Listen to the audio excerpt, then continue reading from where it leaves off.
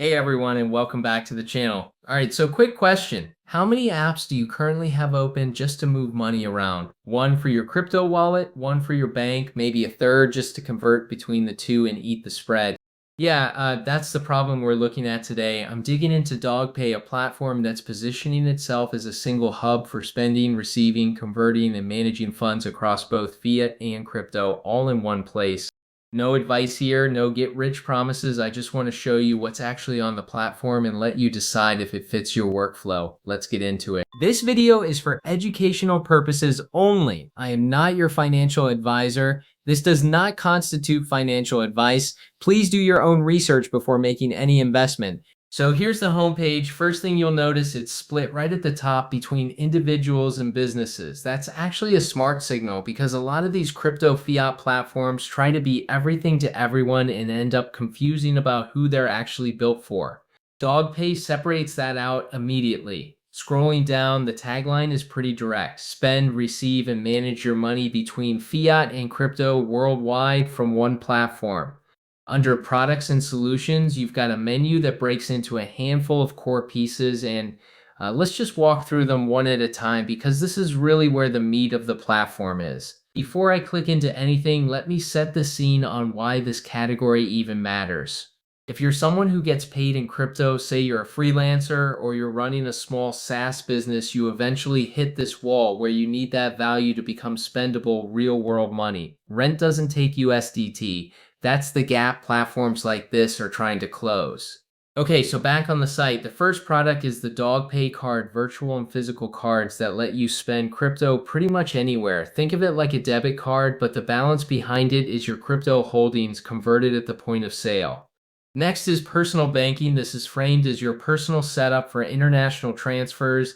Then there's personal collection, which lets an individual actually receive crypto payments, useful if you're a freelancer getting paid by an overseas client.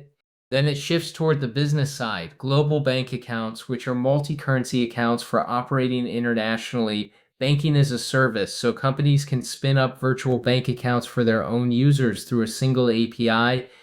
A crypto payment gateway for accepting crypto payments globally, card as a service, which is API infrastructure for anyone who wants to issue their own crypto cards, and payment as a service, described as more of a plug-and-play integration for crypto payments. So, real-world scenario.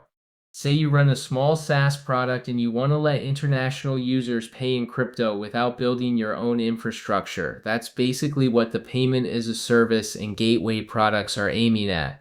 Or flip it, you're an individual who just wants a card that spends your crypto balance without you manually converting it first. That's the card product. Now, let's talk about something that actually matters more than the feature list compliance. Because in this space, that's the difference between a platform you can trust with your funds and one you probably shouldn't touch. DogPay lists a few specific credentials here. There's a FinCEN Money Services business registration, a Visa third-party agent registration, and a Hong Kong trust or company service provider license. On the card processing side, they state PCI DSS Level 1 certification, that's the highest tier of that standard, and they mention independent third-party security audits through a firm called ATSEC. There's also a footer disclosure worth reading closely. The operating entity Stratus Pay Fintech Limited is registered in Canada and regulated by FinTrack as a money services business, covering currency exchange, funds transfer, virtual currency, and payment service provider activities. It also notes that card issuance happens through licensed partners in their respective jurisdictions. So it's not one blanket license covering everything, it's a layered structure. Worth knowing before you move funds through any platform.